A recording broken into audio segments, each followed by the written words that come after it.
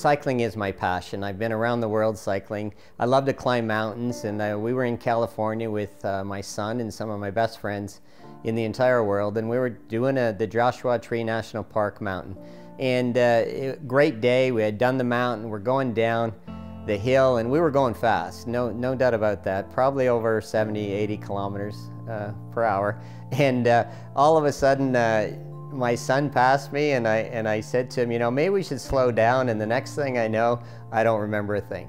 I don't remember being in the hospital in Palm Springs. I don't remember the luxury jet that Sharon and I got to go on to come home. I don't remember the first week in Stratford. But then all of a sudden things started to click, and again, with the help of the exceptional therapists and nurses and doctors, it started to come back. And very lucky, yeah, very fortunate, and very lucky.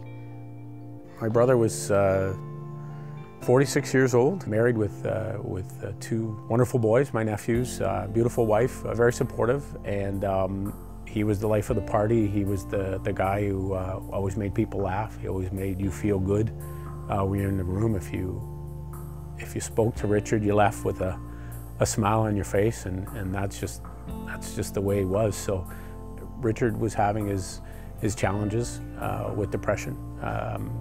He was I would say really battling depression for the better part of 2 to 3 years. He was searching. He was really working hard to try and find out why he was having the feelings he was having, why he couldn't see all the wonderful things in his life. I think he had realized that he had an illness. I think he finally came to that realization. It appeared to be too much for him to bear. Richard decided September 12th of last year that he was going to take his own life, and he did. I was playing soccer, and me and another girl went up for the ball, and we hit heads.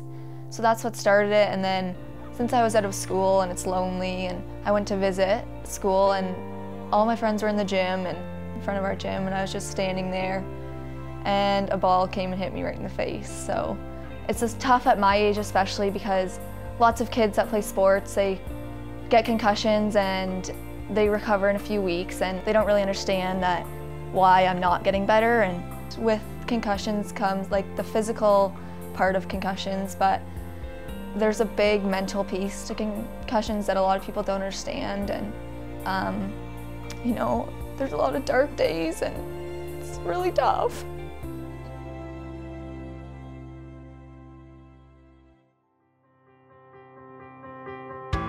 Everyone handles these situations differently. Everyone handles grief differently. And I can only speak to my experience, or to our family's experience.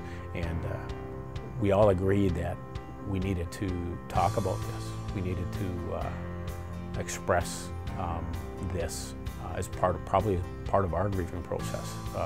We needed to try to take this humongous hole that was left in our life and do something about it, and speak to it, and not be afraid or ashamed at all about the loss we have suffered, the challenges that Richard was facing.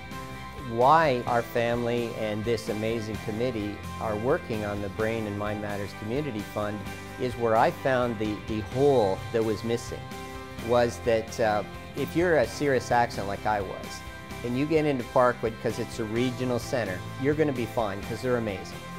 The trouble is, what if you aren't quite as serious and you just need help? You've got a mental illness, you've got a traumatic brain injury, and we need to help these people before it's too late.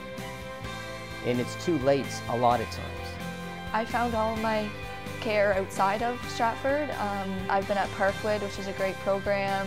I found that really got me over the hump, like sort of like you're in a hole and you can't get out of that hole. And after going there, I found that I had a breakthrough, and I think if I hadn't have gone there, I would have been struggling, because I have been improving lately, so that's good. Something like the Community Fund has been such a blessing in our lives to move, I think, our our process forward and to get more light on the shadow of mental illness and brain injuries. So it's a great opportunity and one that our family has certainly embraced, for sure. A traumatic brain injury is very similar to mental illness in that I have had points where you are frustrated, you're emotionally not right, you're depressed, and all those are the brain just not quite working right, whether it's a mental illness or a traumatic brain injury. And without help, there is only one way you go, and that is to go deeper and deeper into a hole. And so we need to help these people because that's what we're all here for. Quite an exceptional thing we're going to create for our community.